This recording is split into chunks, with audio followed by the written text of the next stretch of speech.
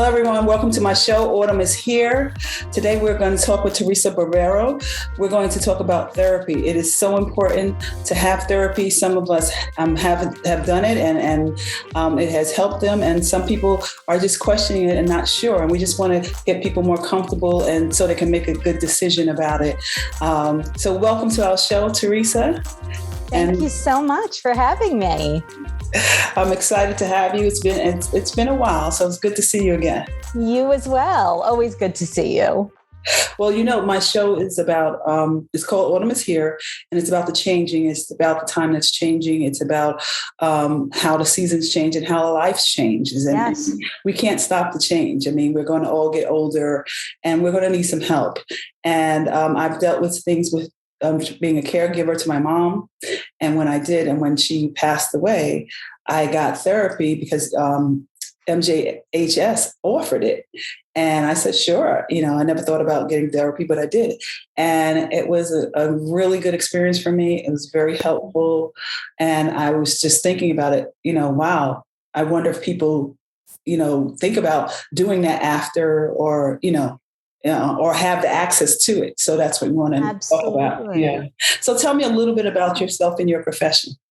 Thank you. Yeah. And so first, I do want to just also acknowledge the fact that you're doing an episode on this particular conversation and topic. And I do really appreciate that because it's not something we always talk about. And, so I just wanted to make sure to thank you for having me on and again, bringing this conversation out into the larger context of what we're talking about. And so my background in particular, I did my master's degree in art therapy and counseling and did significant subsequent training specific to hospice and bereavement and grief and loss. Yeah. So that was something that I really wanted to study and to receive, education around.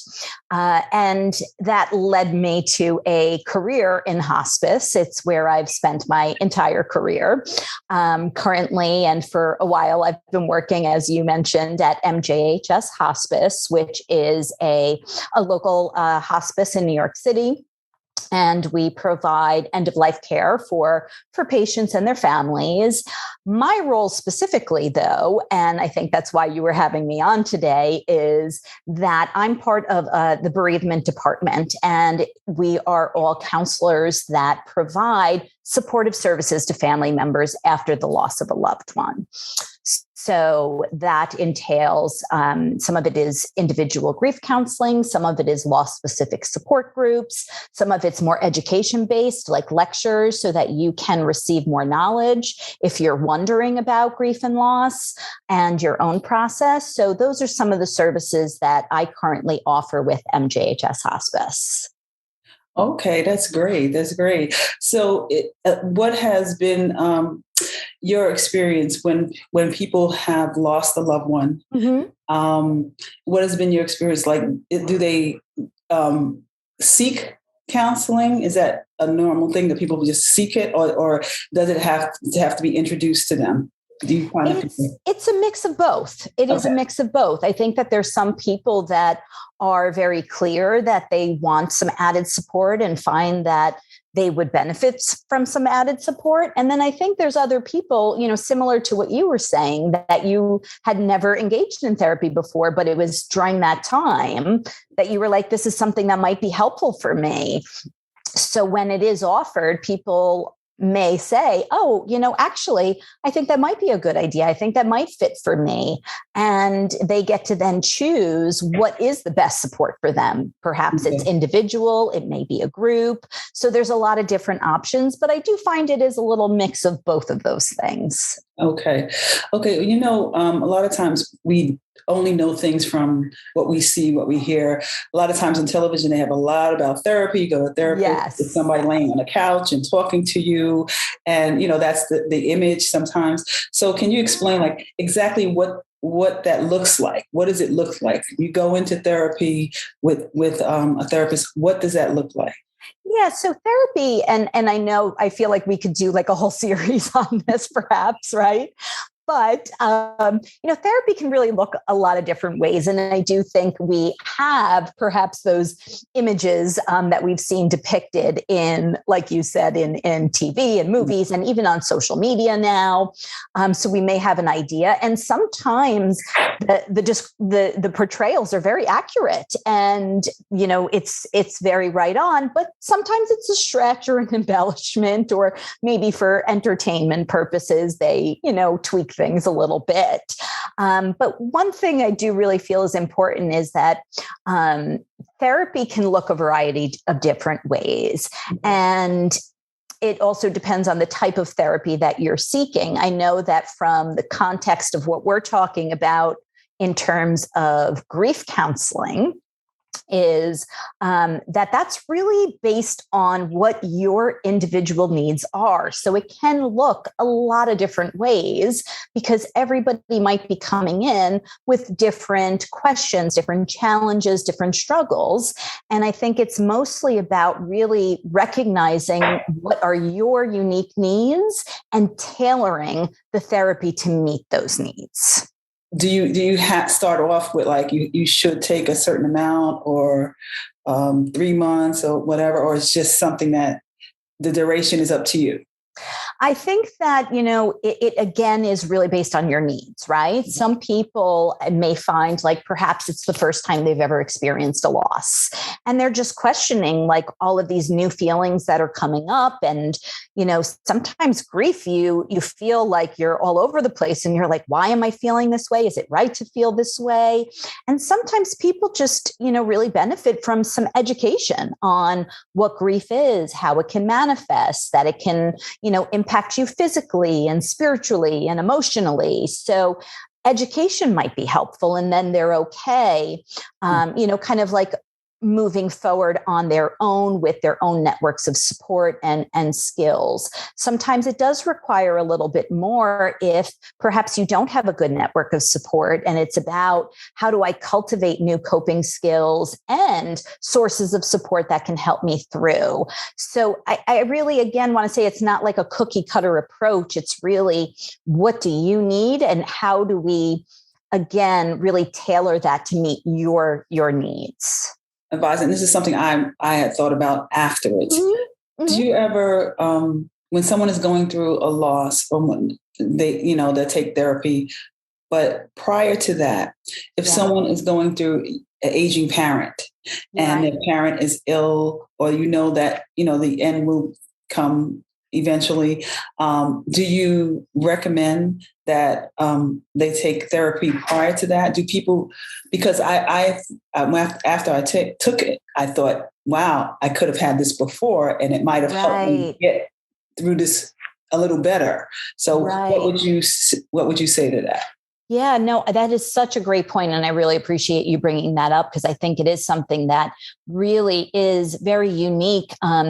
There's a term that we actually use called anticipatory grief. Okay. And that is really when you are in a place where you're anticipating a loss. So, for example, you had mentioned you were a longtime caregiver and it was an illness that stretched over a period of time. So you were anticipating and expecting that loss and probably had all sorts of feelings coming up as a result. But as well, you also were in a situation where you had a family member that had Alzheimer's, and therefore you were probably also grieving other losses over that course of time because you're grieving the loss of the person that your loved one once was before they got sick. So it can be a dual process there, and again, encompass so many things. So going back to your point, though, about should you seek therapy, I think that if you are finding that you're challenged, that there's some things that are coming up for you that you're struggling, especially if you're a caregiver and you're experiencing the stress and burnout of being a caregiver. If you feel like added support is helpful, I really encourage people to take advantage of the resources that are certainly out there. Okay. So with grief therapy, you said it shows up in different ways. Can you just elaborate on some of the different ways that it shows up? Yes, absolutely. And please always ask me if you need me to clarify anything, because I know this is a topic I'm very passionate about, so I may just like get going. But yeah, so grief therapy in terms of the different way it manifests, I think, we all have different ways that we approach things, right? In life, we have different personalities, we have different styles of coping, and that does carry through to our grieving process. And again, for everybody, there may be different needs. So the therapy then follows what those needs are. So for example, one of the things is, I mentioned education. Maybe you need to have some information about grief and what it is and how it does manifest in different ways. As I mentioned, you may feel grief very physically, right? There can be some confusion and forgetfulness. You may be in shock. So there's a lot of physical pieces that people don't always recognize. I think they expect to feel the emotions of loss, but they don't always think it's going to have them also maybe even question their spirituality or whatever their faith is. You start asking yourself big questions. Sometimes it impacts you socially. You may want to feel like you're withdrawing from people or wanting to reconnect with people because you've been a caregiver for long. So sometimes when you can identify what those things are, that's what you can work on within grief counseling. You can start to cultivate and practice new coping skills. You can, set goals about, do I want to, find new sources of support, new activities, new pursuits that I find to be meaningful in life? Because, really the ultimate is that you're learning to integrate this significant loss into your life. And sometimes that requires you to redefine yourself in certain ways. Are there warning signs? Are there things where you feel like, okay, if this happens, you need to speak to someone? Right. Because you may not recognize that you need support in that time, especially if it's not something you've engaged in.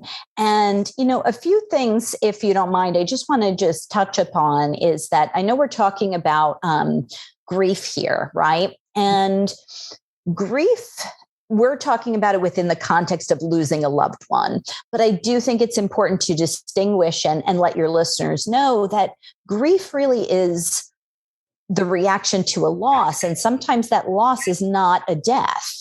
So, what comes to mind for me is like during this time of the pandemic, that we were grieving a lot of losses, the loss of community and connection and family gatherings and perhaps jobs.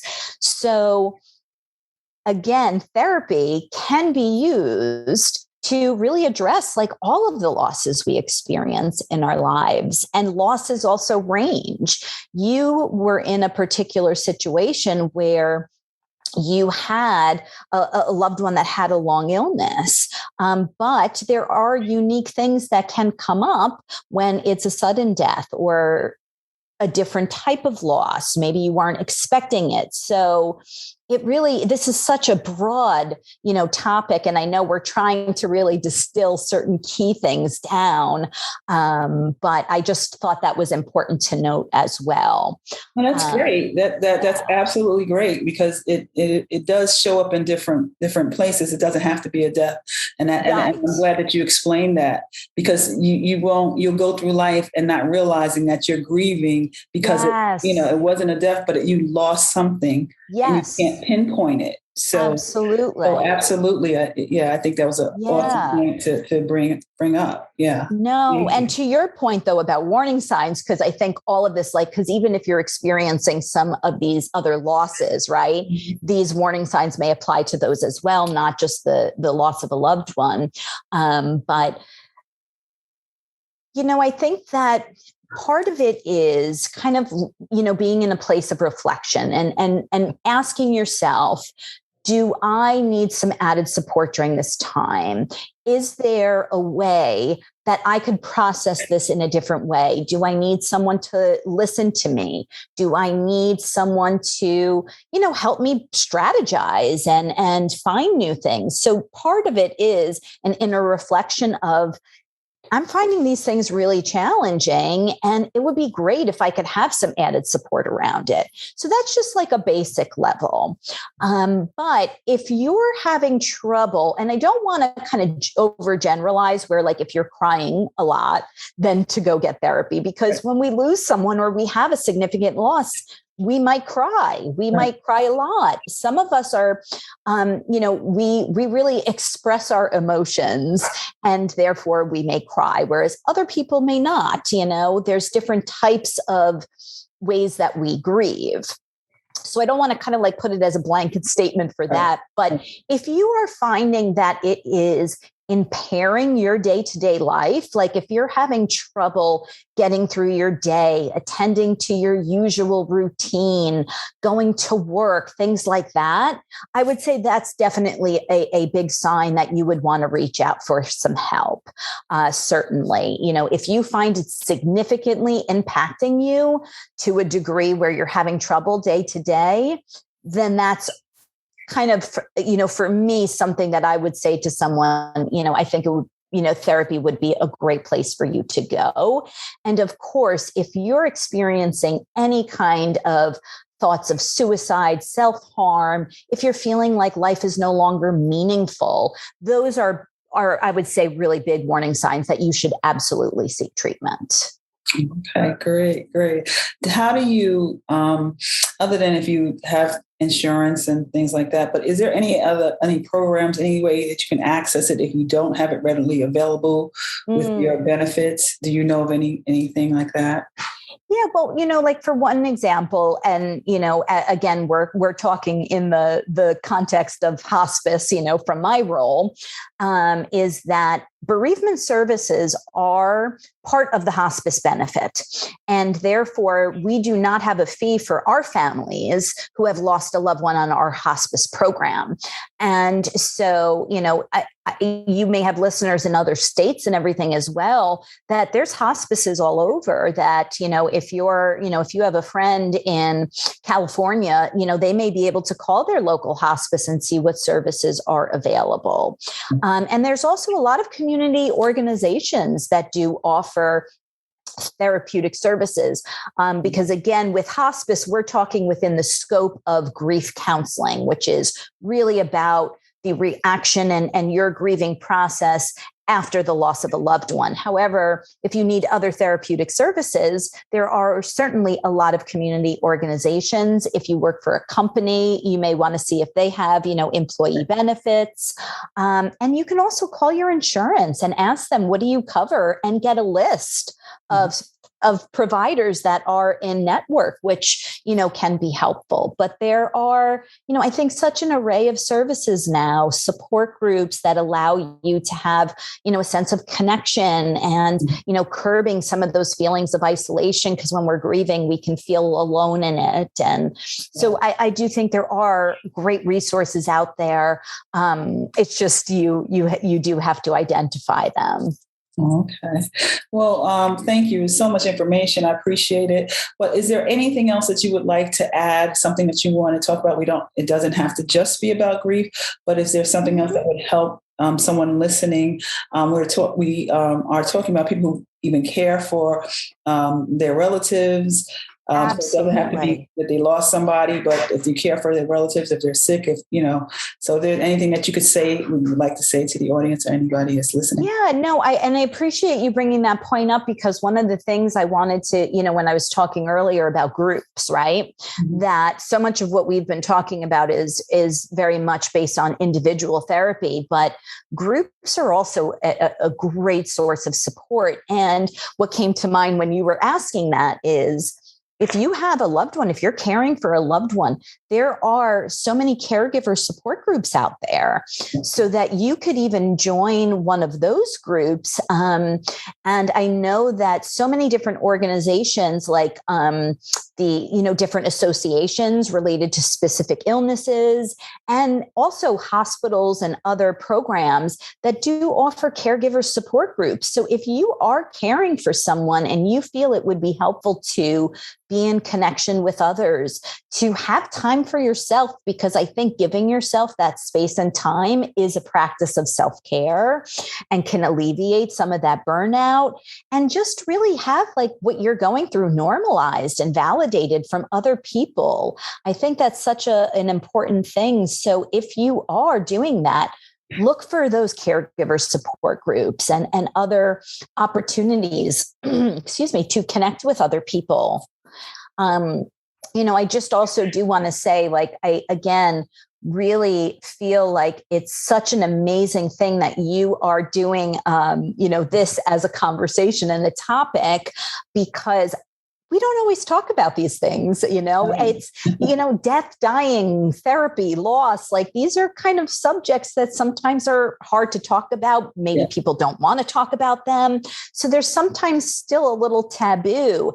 And therefore, I think, by having this conversation and you putting this out to your listeners, the stuff that does go on social media is all helping people become more aware, more open, more receptive to asking for support and seeking support, and knowing that it can look so many different ways, and you can find a type of therapeutic support that really fits for you and that is going to benefit you. So I just encourage people to ask questions and find, the resources that really feel resonate with them and is really best for them. Oh, okay. Thank you. Well, I'm just grateful that I have people like you that want to talk about it, because sometimes, it's hard to get someone to talk about these issues because, then everybody doesn't understand social media. Absolutely. So if I had like a large audience, or if I had an actual place in a community group or whatever, they would come to that. But just to talk about it on social media, some people are like, oh, well, they don't understand it. So I thank you for taking your time and talking to us. It's very valuable. I like to give it information because I want people to use it when they need it. Have it already. So if it does happen, you can remember and go, okay, well, this is the things that I might be able to use or be more comfortable in preparing ahead of time. Absolutely. I wasn't prepared at all. I didn't know what to expect, and I wasn't prepared at all. And it was a long journey. And through the journey, I've learned a lot. I can't change it now, but I can help other people be prepared, think about it, get people talking about it, thinking about it, because this way they may be able to, it may not hit as hard, or they may be able to know where to go for help. Yes. And know that there is help out there, because sometimes you don't think there's any help. You think sometimes when something happens quickly, you think you're the only one, if you're alone. So I want people to know that there is help out there, and people have gone through these things, and they've had experiences that will help you. So that's what my podcast Autumn is Here is about. So thank you so much for adding to it. I appreciate it. Thank you for having me. And thank you for, also using your experience in such a transformative way to really help other people. I think that speaks so much to your healing journey, in that you're transforming your grief into something greater, and that can really help other people. And if we can kind of demystify some of these things, as you said, people will have the information when they do need it. So thank you so much for having me on. I really, really, truly appreciate it. And you, Francine. Oh, thank you. And thank MJHS for allowing us to have that benefit, because for me to have that benefit, I would not ever have sorted out. Yes. Having it there, just having that benefit there was something that was needed, that I didn't even know I needed. So I'm grateful for that. So, but thank you so much. And thank you. Of course. Thank you so much, Francine. Take care. Bye-bye. Bye.